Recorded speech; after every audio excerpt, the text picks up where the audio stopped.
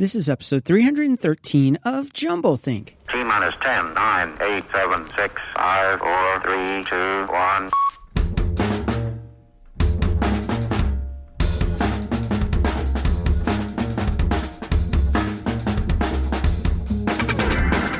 Welcome to Jumblethink, where we interview dreamers, makers, innovators, and influencers all about their journey of turning their dreams and ideas into reality. Along the way, we're going to share some tips on how you can turn your own dreams and ideas into reality too.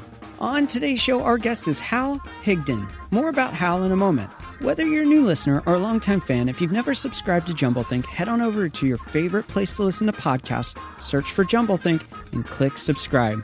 If you want to know where you can find us, you can always head on over to jumblethink.com for links to Apple Podcasts, Stitcher, Spotify, Pandora, and more. Now let's jump into today's conversation.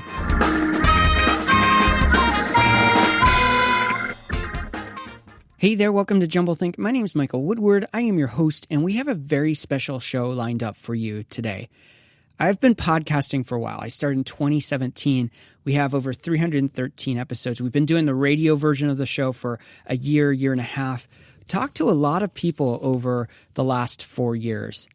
It's been a crazy journey, and every once in a while I get to sit down with just an epic person, a person who sets the standard in what they do. In the fall, we got to sit down with Natalie Coughlin. We got to sit down with LeVar Burton. We got to sit down with Sean Bowles. Some epic superheroes in what they do. And today's guest is just like that. His name is Hal Higden. He is considered one of the most trusted experts in the world of long-distance running, half marathon, marathons. And he's been doing this for a long time. He ran his first Boston Marathon in 1959. He placed fifth in the Boston Marathon in 1964. Last week, his book, Marathon, The Ultimate Training Guide, released its 5th edition. Super cool to have him on the show to talk about that book. Now, Hal is the author of 35 books and hundreds of articles for magazines such as Sports Illustrated, National Geographic, Boys Life, the New York Times Magazine.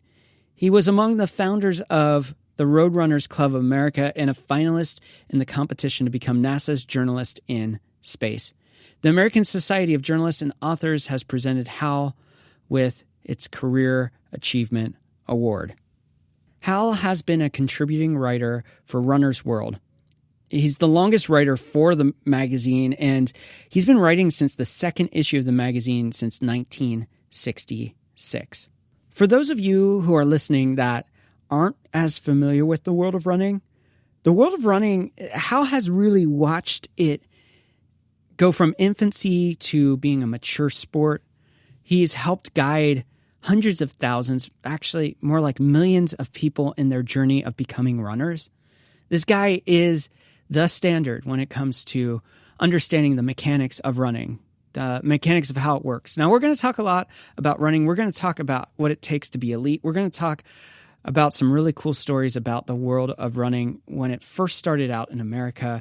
Now, running's been going around along for thousands of years, but the commercial end of running, the formalization of the sport, has really had its blossoming years over the last 50, 60 years. So this conversation is super fun to get to hear the stories from someone who was there.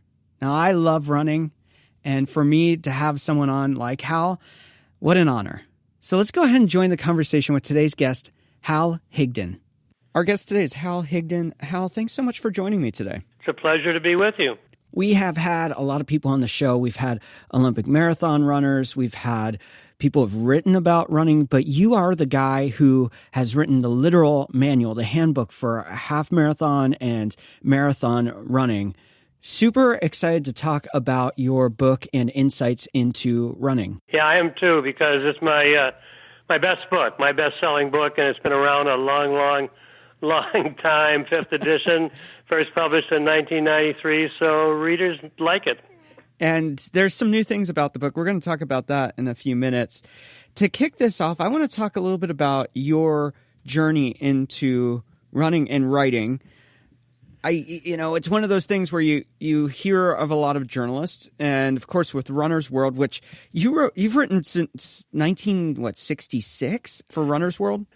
Yeah, actually, I was in their second issue. Bob Anderson founded the magazine when he was in high school, believe it or not, called it Distance Running News, and he contacted me and asked me to write a piece for it. I had an article I had originally done for Sports Illustrated, which I gave it to him, and it was published, and so I sort of have the longevity record at Runner's World. Yeah, I was just looking through Runner World's archive. I think you've had an article at least back in December, so, I mean, you're still writing for them. Off and on, yeah, but pretty much absorbed with my work on the Internet now, the Facebook, Twitter, and making my training programs available for everybody to use for free on my website.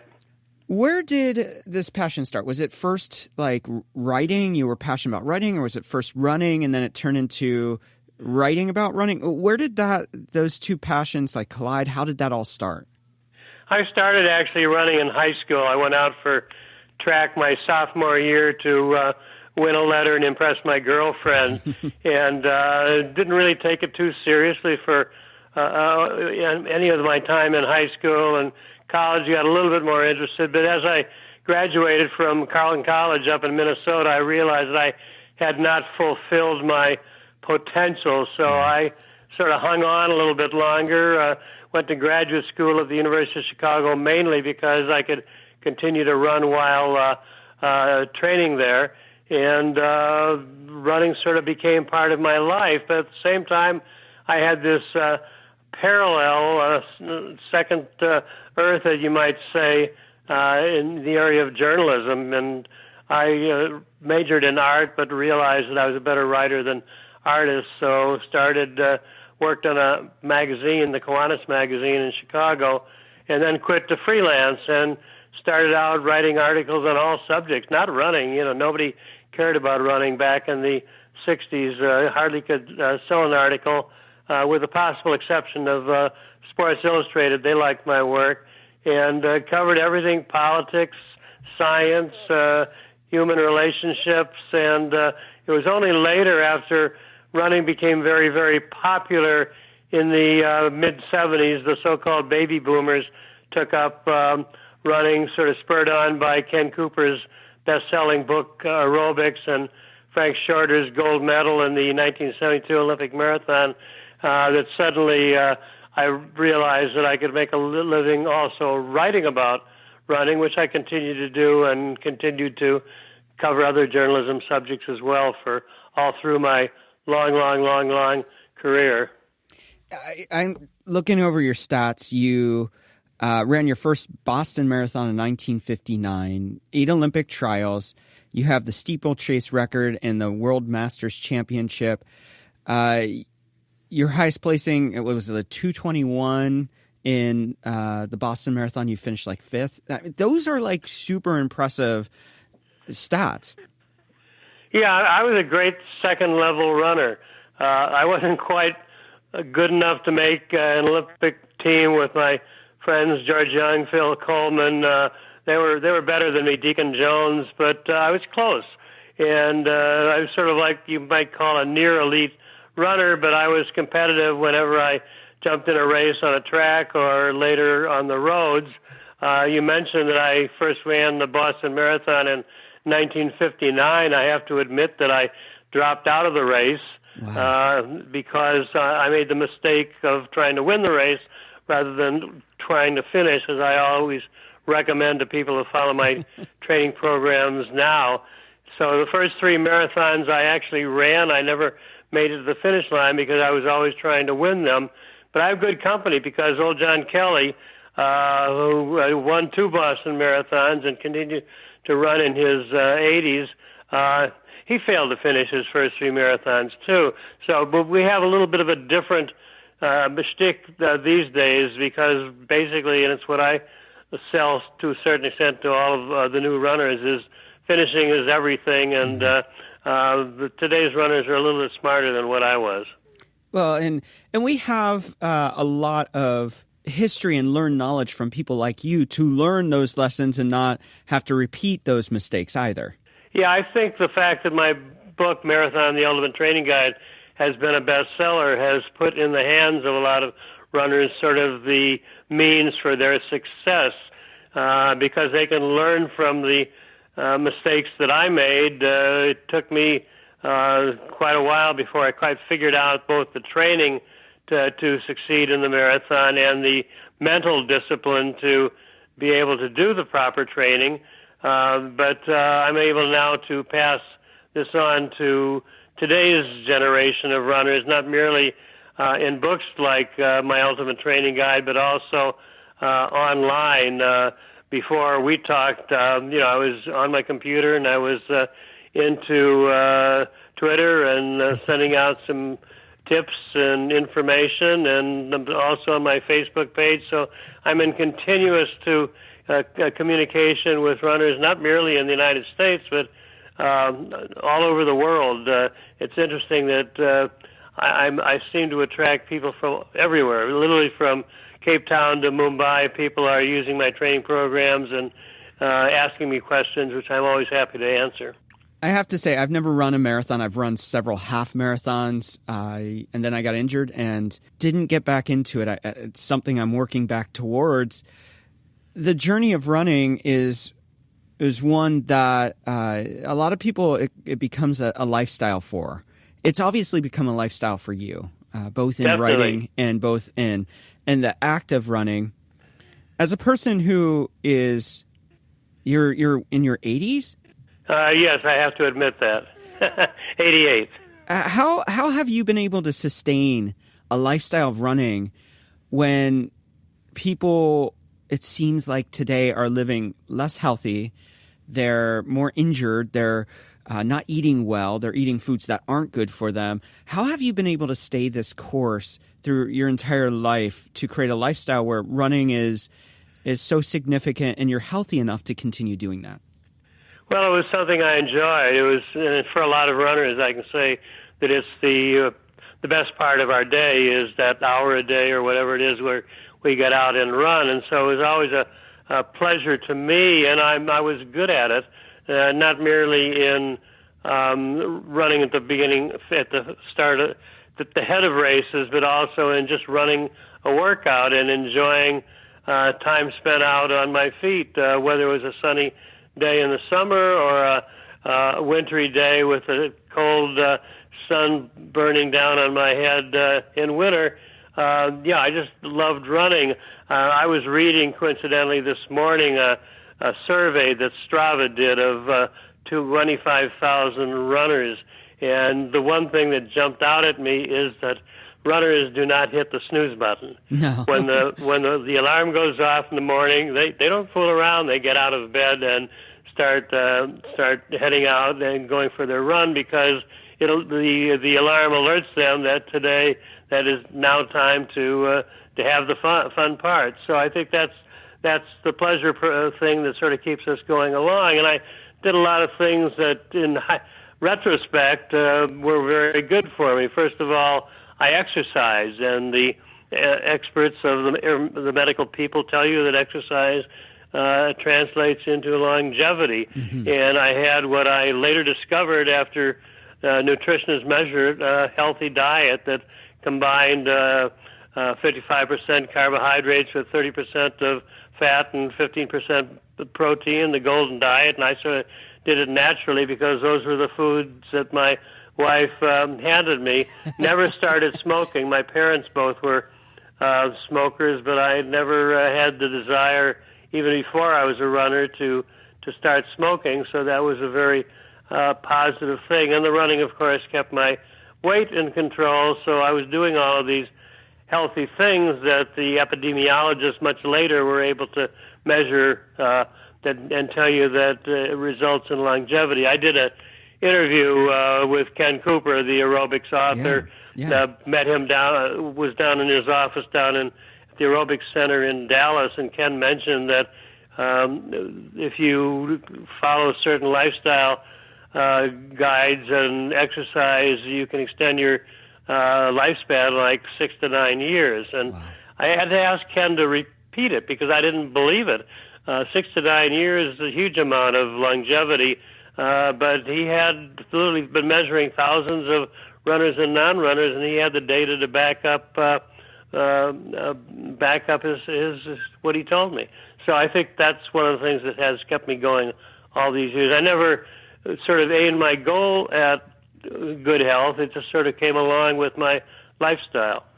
Now, you are a person who has done a lot, both as a runner and as an author. You've written 35 books. You've had articles in Sports Illustrated, National Geographic, Boys Life, the New York Times Magazine. You've been a founder, one of the founders of the Roadrunners Club of America. And the American Society of Journalism and Authors gave you a Career Achievement Award. It seems like this book, Marathon, The Ultimate Training Guide, is what you view as your legacy when it comes to what you've written. Yeah, very definitely, because of its success. You know, the fact that about 250,000 copies, whatever it was, have found their way into the hands of runners. And it's sort of an interesting bestseller because it's not like a John Grisham book that his book gets on the New York Times bestseller list even before it's published. Yeah. Took a quarter century to maintain that all those copies sold. So it's really sort of a longevity. The book has had longevity, just like being a long distance runner, and it sort of has carried me along. But then, you know, there are other books that didn't sell as well that I've enjoyed writing as much. It's been my career, and it's been an exciting career to have. As we wrap up this first segment, we always ask the following three questions. The first one is, how do you find purpose in what you do? How do I find purpose in what I do? Boy, that's a good one. You should have given me about a 72-hour warning on what to do. And I think it's the purpose is that I just get up each day, and you know, I don't have the alarm going off, and just sort of get out there and get about my daily goods. And I like to feel that I'm inspiring people too. You know, so many people have come up to me and said that they follow my training programs to have success in their lives, and it's been a great thing in their lives. So I think I get sort of enjoy hearing their accomplishments even more than my accomplishments. What is one challenge you're currently working to overcome? Oh, boy, what am I working to overcome? I suppose eating too much ice cream. My good friend, Olympian Don Cardone, said that without ice cream there would be chaos in the world, but unfortunately it is one of those little things that and oatmeal raisin cookies. I have to admit, at the age of 88, I find it hard to do as much running, the 100 miles a week that I was doing when I was younger, so I've just shifted some of my exercise to the gym and the swimming pool and bike rides. My typical workout these days is to get on my bike and bike to one of my favorite coffee shops, and that is the joy that keeps me going. And finally, what is the next big dream, idea, or goal you have? The dream I have, I suppose, would be to stay on the cutting edge of technology, which would allow me to get to the runners and provide my information and good wishes to runners so that they can survive as well. Most recently, we added an app to our mix of activities for runners, and we've gotten tremendous success with people who have used the app to fine-tune their training programs, and also use my traditional marathon training programs that have gotten to so many runners to so many finish lines. We're going to take a break right here. When we come back, we're going to talk more about this book. We're going to talk about the mechanics of running and some of the tips that you can learn from this incredible book, Marathon Ultimate Training Guide. We'll be right back.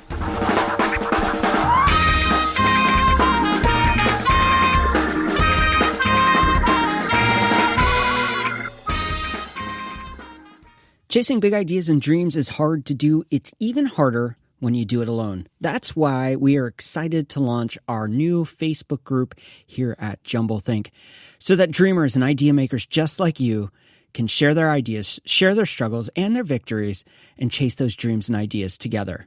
Now, I would love for you to join our little community of dreamers and idea makers just like you.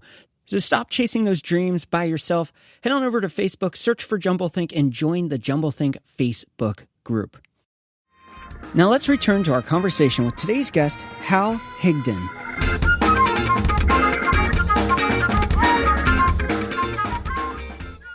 We are back with Hal. Hal, you have a lot going on. You've got Running with Hal, which is a killer app for runners. You've got, of course, the book, the 5th edition that just came out March 3rd of 2020. So real fresh, real new.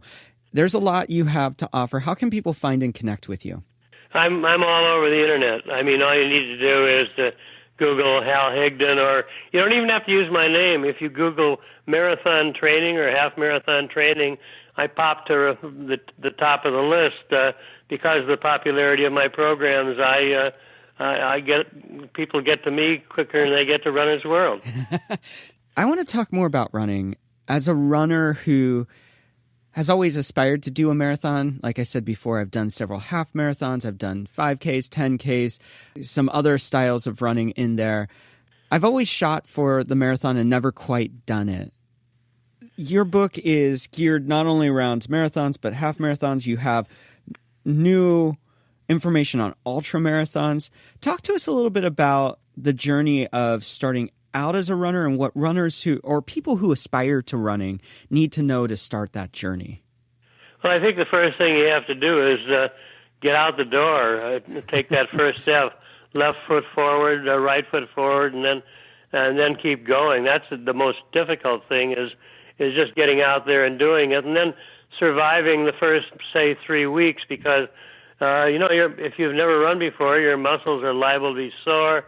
You'll get discouraged. You'll discover that rather than being able to run a 4-minute mile like Roger Bannister did so many years ago, you may have trouble even finishing that first mile.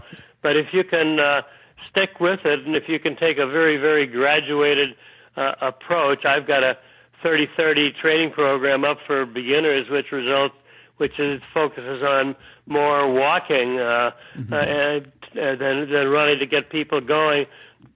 Then I think then you can get moving, and once you've got past that first mile, then the doorway is open, and you can become a runner, become a jogger. I guess not everybody wants to be identified as a jogger, but anybody who gets out there at any speed, even walking the full distance, is good with me. Well, I think that's the thing, is that people, even outside of running, they always want to have the end result before they get started. They want to be able to go out there and run, a 2:20 marathon day one, and that just doesn't happen. How can beginning runners, you mentioned the aches and pains the first week, even if you're just walking and running and mixing it up, they come home and they're sore. They wake up the next morning, they're like, what am I thinking? How can they keep it fun when they first start out? How can they get motivated to keep going when their body's kind of screaming, what are you doing to me? Well, I think one important thing is to have a goal. What is your goal going to be? Is your goal to lose some weight? Is your goal to look good, to feel fit? Is it just a New Year's resolution? We probably done twice as many programs the first week and first month of January because people dedicate themselves to doing something new and different and fun and exciting, and that may be good for them. So that's sort of the thing, is if you can figure out what that motivational trick is going to be that can get people moving. And then if you can also slow them down, one of the problems people would have is that if they go too fast too soon, and they feel that, well, I'm going to be a runner, I don't dare walk, without realizing that some of the best and fastest runners in the world often walk in the middle of their marathons. I always walk through aid stations to make sure I get enough fluid, and I did that once, winning a world championship and running sub 2:30 when I was 49 years old.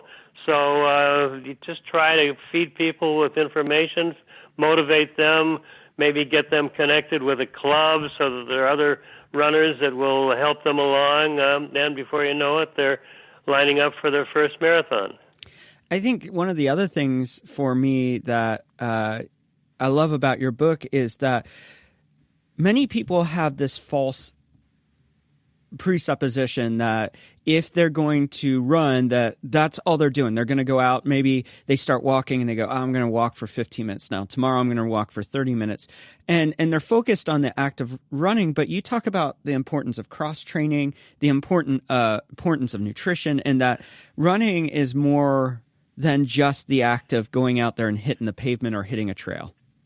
Yeah, I think there can be more variety in running, a lot more variety in running today than it was when I started, and I was just totally focused on running as the only activity I did. I wouldn't think of cross-training was a word that had not been invented, I believe, until the 80s. Sally Edwards gets credit for doing that, related to people who are doing the triathlon, and we're not merely one event exercises, but featuring in a couple of other events, running plus swimming plus cycling. And I've told people that not only that, but walking is just a perfect cross-training exercise on the day after maybe you had the long run of your year. And if you go into a gym, there's all sorts of magic machines that now, elliptical trainers, Nordic tracks, things like that, that you can do.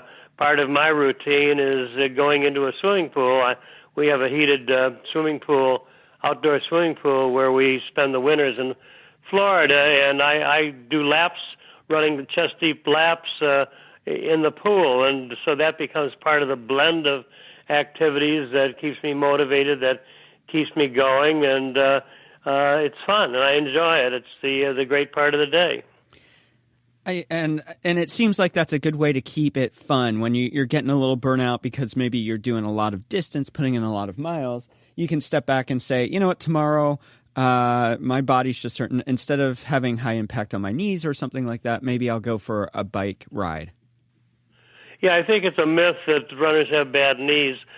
People who have bad knees are people who do not exercise more than do. So, there's a variety of things that will allow you to prevent the problems that you have. It's a matter of motivating yourself, but also motivating yourself not to do too much. In fact, frequently when I've appeared at expos before marathons, people will come up and want one final tip before they go to the line the next day, and I usually offer two words, and it is start slow. Mm-hmm. If you start slow, that allows you to be able to finish fast. It's something that I didn't realize when I first started marathons years and years and years ago. So we try to teach people how to do it right.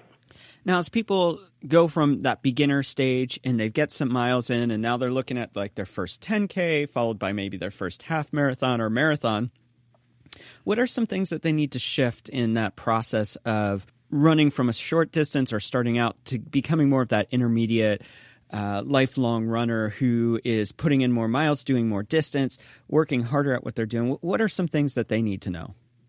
Well, almost all my training programs go from a small mileage to a large mileage. For instance, the marathon training program, the long run for the first week is 6 miles.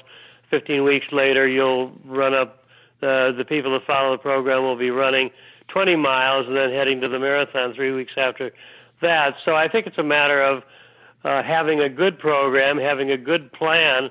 And one of the things we do with our training programs is we program in stepback weeks. So if you run 8 miles this week, 9 miles the next week, I back people off the third week and back them down to 5 weeks to allow them to recover.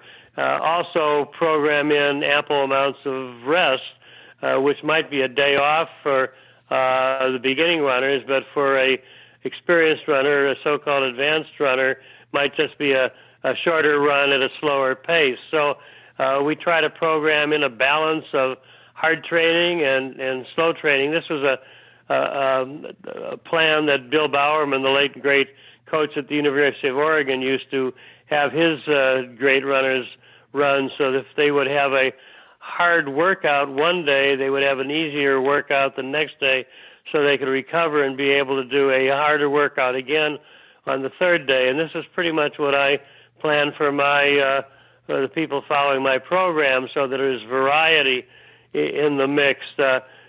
Typically in the middle of the week when people have jobs and they don't have a lot of time, I have them run short distances.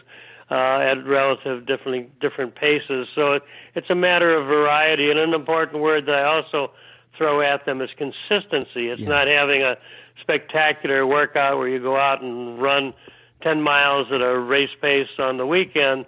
It's the consistency of a lot of easy, hard workouts that will get you to the finish line of the marathon. I have your 5th edition copy of the book sitting right in front of me, and one of my favorite sections in the book is called 10 Marathon Truths. And you were just talking about taking a step back. Truth number 3 is take one step back to take 2 steps forward. And when I was training quite a bit, I was putting in around the 80 to 100 miles a week. It always shocked me when I took a week to slow down, do less miles or less strenuous workouts, and then all of a sudden the next week after it, I was like significantly faster than I was the week prior. I love that truth, and I love that section of the book. What is, we talked a little bit about the beginner runner. We talked a little bit about that intermediate, the person who's getting out there, maybe doing some half marathons. They're doing some marathons. What's the big step or difference between somebody who is an intermediate or everyday runner who's doing, some races and like an elite runner? How do the people make that jump to like casual runner or hobbyist runner into like more of that competitive runner? Well, I think the obvious thing is you start running more miles. And the more miles you run theoretically, the faster you should be able to run those miles when you get to the end of your training program. The difficulty is if you run too many miles, you can overtrain and wind up going the wrong way. I'm thinking of Jerry Lindgren, who was on the Olympic marathon team, not an Olympic marathon, but Olympic team in 1984 when he was in high school. And Jerry discovered that running more and more miles could improve him to a certain point. And there was one point where he was actually running 150, 200 miles a week and not having too great results, except when he got injured. The miles caused him to eventually have an injury, which forced him to not run, and he would come back running and have some of his best races after his injury simply because he had taken time off. Yeah. So we have to learn that there are times to run fast and times to run slow and times to not bother to run. This gets into what the scientists like to talk about as periodization, that there are periods of the year when you might do long runs, just long endurance runs at no particular fast pace, which allows you to build a base of training, and then the next period would be to get into the faster training. Arthur Lydiard, the New Zealand coach, was good at training his runners this way, and finally, just before the competitive track season, he would have Olympians like Murray Hallberg and Peter Snell running speed work, just fast sprints, and then following the competitive period, the New Zealanders and the other people favoring periodization would, if not take a week or two off, certainly cut the miles back and for a month or two run fewer miles before the next period of periodization begins. And I think if you can follow a program like this, a lifestyle program, thinking not 18 weeks ahead to the next marathon, but maybe 18 years and more to the a lifestyle of running, that I think is where you achieve the most success.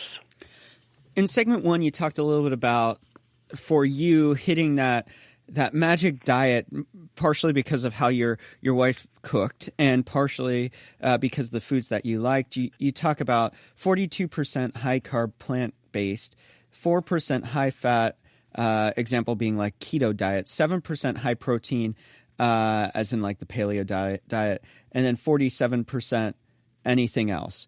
So talk to us. When I was running, I would hear all the time in the running groups, I run to eat. And that's not really a good way to set yourself up to be a successful runner that's maybe achieving goals. Talk to us a little bit about the importance of nutrition in running.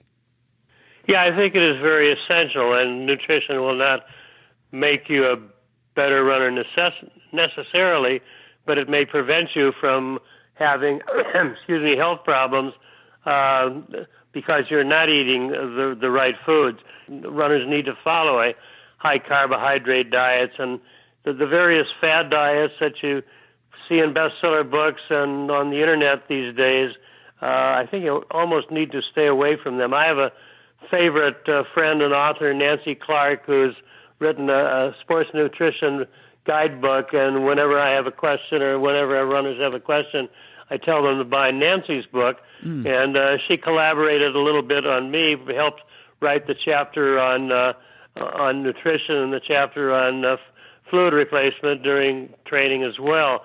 So I think one way or another, runners need to figure out the best foods. One way that you could do it is simply hire a registered nutritionist to take a look at your diet, tell you what you're doing right and what you're doing wrong, and get you moving in the right direction with the right foods. 5th edition of the book. It's a big book. It's I'm just looking here, 340 pages long. A lot of good stuff in there. Talk to us a little bit about the new things that you've introduced into the book in this 5th edition. Yeah, I did add a few new chapters to the book. One of them was a chapter on ultra running, ultra being longer than 26 miles, 385 yards. Anything longer than a marathon is an ultra marathon. And I began to notice that more and more people were signing up for, I have a 50K training program, and I sort of keep track of how many programs are sold, and suddenly within the last year, ultra training programs have become popular. So I think there's a little bit of a trend moving in that direction, and so I decided to add a training on ultra running to the book. The other thing relates to injuries. We talked a little bit before about the fact that I train in the pool, the chest deep in a heated pool, and I added a chapter on pool running because probably one of the best ways to come back from injury and maintain your training would be to run in the pool with a flotation vest and in the deep water. Not everybody has access to that type of equipment, but when I was coaching high school, which I did for 3 or 4 years because nobody in the town wanted the job, so I got training a girls cross-country program, and one of my fastest runners was very, very fragile.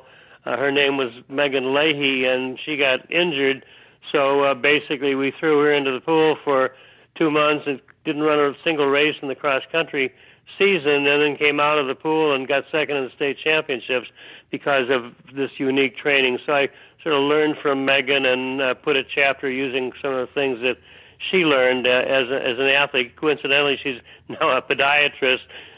She decided she wanted to become a podiatrist because she had gotten injured so much when she was in high school running as a scholarship athlete at Indiana University that she wanted to pass her knowledge on to other runners. So whenever anybody has a bad foot, I send them to Megan.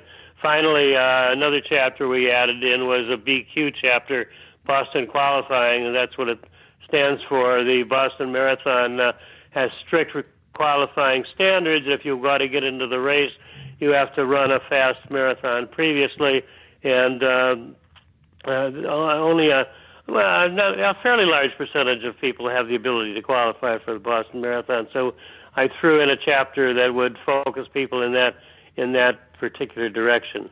There's a lot of work that you've put into here. Talk to us a little bit about the process of really honing all of these techniques. How did you really figure all this out? Because when you started out, there wasn't the science of this. When you started out, there wasn't even a real running community for the most part.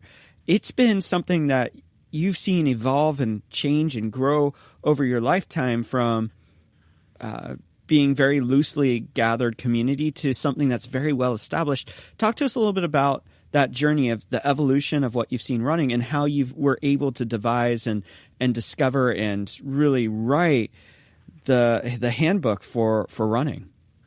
Yeah, I learned everything by trial and error. I made mistakes and learned from those mistakes. I think I had some success in college, but it wasn't until I was in the U.S. Army and stationed in Germany, and I bumped into my old friend that I had run against in college, Frank McBride, who was a U.S. Army coach in Germany, in Berlin, and he had encountered the theories of Waldemar Gerstler of interval training. It was a very sophisticated training method, and I had tremendous success. I was able to, in a period of a year, knock a whole minute off my 5,000 meters time. So I thought, aha, I've got the magic bullet. And I went back home to Chicago and started training with the Gerstler theories and ran a marathon. And I suddenly discovered that didn't work for marathons. So there were various other programs, and through another coach, Olympian Fred Wilt, he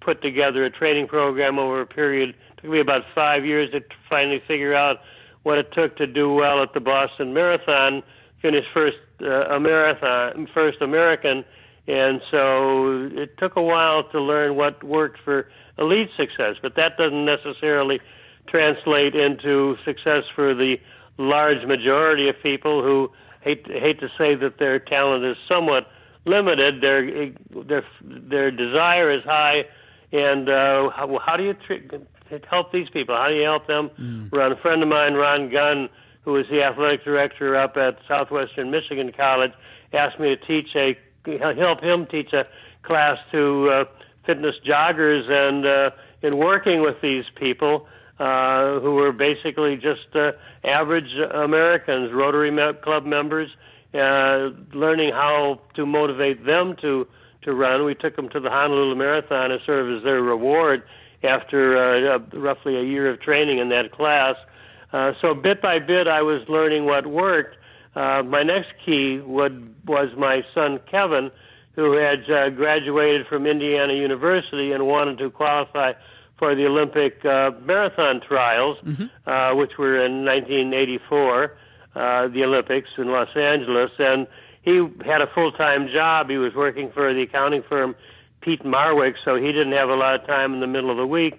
So I put together a program that jammed all of his training into the weekend, Saturday and Sunday, where he could run double workouts, run speed work, run long distance, and then have an easy day on Friday and another easy day on Monday to recover. And I know you're familiar enough with my training programs to recognize that that's the basic of the Novice One program. Now is to pool everything for runners on that weekend when they have the time to do it, and then make it a little bit easier during the middle of the week when they're not going to hit the snooze button, but they only have time enough for a few miles before they head off to work. So it was a sort of a gradual learning experience, and then I was able to, fortunately, Rodale asked me to write a training book back in 1993, which is still on the market today, and was able also, fortunately, to get involved in the Internet when things were just beginning to break for that, and have the opportunity to make my training programs available to people who just wanted to click in and look at my website. Yeah, you're definitely one of the most tech-savvy and well-connected people online that I've seen that at your age. I mean, you are out there getting this message out. You are engaged with your followers on social media. I think that's super cool. Yeah, and actually I have to nod my head to my son, David, who's a non-running son. Actually, he played tennis in college at Kalamazoo College. And my grandson, Jake Higden, who's the genius behind my website. And so they've sort of kept me technologically motivated and kept me sort of on the breaking wave of technology and how it can get involved with running. I certainly would not have been able to create an app by myself, but fortunately having a grandson that knows those things is very, very, very helpful. As we move towards the end of this second segment, there's a lot that, and I mentioned this before, that you've seen change in the running community, whether it's the kind of clothing that's being used, the shoes that are being developed, the watches that are being used, the understanding of nutrition, the understanding of the tools that you've created with your running, your different training paths that you have. What gets you most excited about the running community and the evolution and the development of this culture of running? What gets me excited is that it's the same sport that it was when I first started back in the 40s, when I first went out for track at U High and the University of Chicago campus. Running is basically the same activity. You put one foot in front of the other and you run. Yeah. And in all honesty, I'm very involved with the technology of running, but people don't need me. They can basically just go out and do it. If they realize they want a little bit of help, I'm there to help them, but people just run. They don't need to have the fancy equipment. They don't need to have the fancy watch, although maybe they will desire it after they've been running 6 months or a year. So there's a basic simplicity to the sport, which I think is its main attraction. The running is part of the triathlon, along with swimming and cycling. But, if you want to cycle successfully, you need a $5,000 bike. If you want to swim successfully, you need a also expensive wetsuit. But you don't need anything in running. You just need a pair of legs, and you can go out and do it. And if you want to add the watch because it's fun, I'll point you to a brand. But I think one of the basic things about running is its simplicity, and to a certain extent, it's relative inexpensive. It's becoming inexpensive these days because of all the technologies, but it's a lot more user-friendly sport than almost anything out there. Yeah, I have a good friend who was, when I was running a lot, he was cycling a lot, and I was like, look at how much money I'm saving by running over cycling. I love your training programs. I think the book has somewhere around like 18 or 20 training programs. I love the resources in the book. If you're listening right now and you are of any caliber of running, whether it's you're wanting to get into this or you've been a lifelong runner, there is stuff in this book that I can guarantee will make you think differently about running. So go check it out. We're going to have links in the episode notes on where you can find it. And I love this. So Hal, thank you so much for writing this amazing resource for all of us runners. It was a pleasure. Well, we're going to take a break right here. When we come back, we're going to do rapid fire questions with Hal Higden.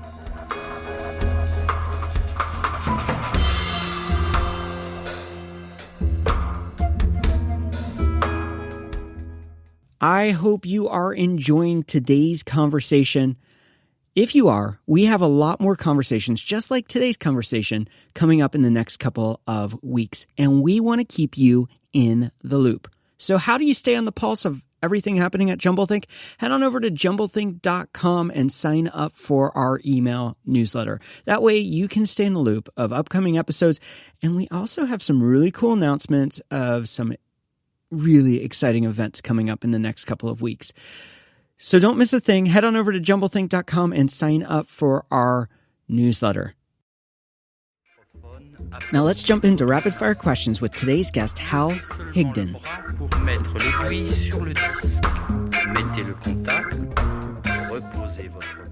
We are back with Hal Higden. We're going to dive into rapid fire questions. Hal, are you ready? Yes, I am. First question is, as a child, what did you want to be when you grew up? I think I want to be just like my father. My father was an editor of a magazine, and he was my role model, so wanted to be like Dad. Nothing wrong with that, for sure. What is one tip you'd give someone with a big idea or dream and they don't know where to start? Just do something. Just get out the door and do a variety of things, and maybe you'll find something interesting or unique that you can succeed on. And if you don't succeed one time, take 2 steps to the right and try again. What is one change you would like to see in the world? Peace, harmony, and people stop fighting against each other. Unfortunately, wars have been going on since the Battle of Marathon 450 years ago, but we would hope that someday people would come to their common sense. What do you want your legacy to be? I think my legacy would be, and my son and grandson, we've had conversations about this, is that the training programs continue, and the advice that I've sort of stocked away like a squirrel with kernels in the roof, hopefully they will live after me and inspire runners for generation after generation. Speaking of inspiration, where do you find inspiration? I find inspiration from my wife's Italian cooking. Oh. I mean, that's what I live for. That is definitely something to live for. Oh, that sounds so tasty. What is one book you think every dreamer should read? You know, I'm reading a book right now, Tom Wolfe, Bonfire of the Vanities. It's a book club selection, and I've discovered how much fun it is, how exciting a book, how well written a book it is. And I don't recommend necessarily that people follow me into the vanities, but find something you like, find something to push yourself along. For you, how do you define success? I would say success is just enjoying what your life is, and regardless of what level you're at, you don't need to be a billionaire. You just need to be able to hit the snooze button, not hit the snooze button, and get out the door and live life to its fullest. What is one trend you are currently excited about? I think the involvement of young people, I have hopes for them. I have hopes for the world, and maybe that they can take over someday and do a little bit better job than the people in my generation have done. What is one habit you find helpful in your life? The habit just to go out and do something every day. I feel unfilled if I had not had some form of exercise, whether it's running or biking or swimming or whatever it is, that keeps me moving. What is one thing you wish you would have known when you first started out? I wish I had realized that I should have started sooner. You know, if I had started, say, in sixth grade and trained my mind off, I really could have been a great runner. On the other hand, I might not have been a happier person. So I wish that I had been able to wake up when I first went out for track in high school with the amount of training information that I have today. But things don't happen that way, and maybe that's for the better. If you weren't doing what you're doing today, what do you think you'd be doing? If I weren't doing what I was doing today, boy, that's a really, really, really tough question. But I think as an artist, actually, my career has gone into writing. But when I first started out, both in high school and college, where I majored in art, my goal was to be the next great cartoonist. And I didn't quite have that talent level as an artist, so I shifted into writing, where I discovered that this was the activity that I was best suited for, and I haven't looked back. What is one dream you're still wanting to fulfill in your own life? One dream I would love to fulfill in my own life. I think I've fulfilled most of those dreams. I've been floated down the Nile. Egypt, saw the pyramids. I've been to Antarctica and been out on the snow flows. I've done so many things that there's almost nothing left to do except enjoy the experiences that I've had all my life. As we wrap up today's show, we always like to leave our guests have a final thought. What's your final thought for all of us listening today?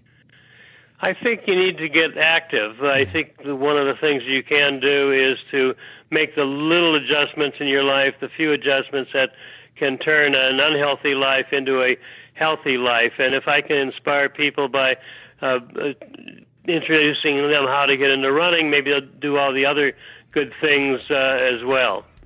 Hal, it has been such an honor to have you on the show. This has been an interview I've been looking forward to and a conversation I'm so excited to share with our listeners. Thank you so much for taking time out to be on the show. It was a pleasure to talk to you, Mike. Once again, we want to thank today's guest, Hal Higden, for being on the show. What an honor to talk to a running great, a legend in the running space. If you are into running or want to get into running, you need to check out his book.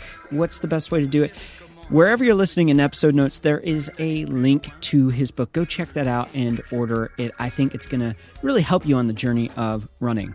Now, here is my tip for you today. As an entrepreneur, as a business owner, as a dreamer, as an idea maker, I know it's easy to hit roadblocks, to feel stuck, to feel tired, to feel overwhelmed.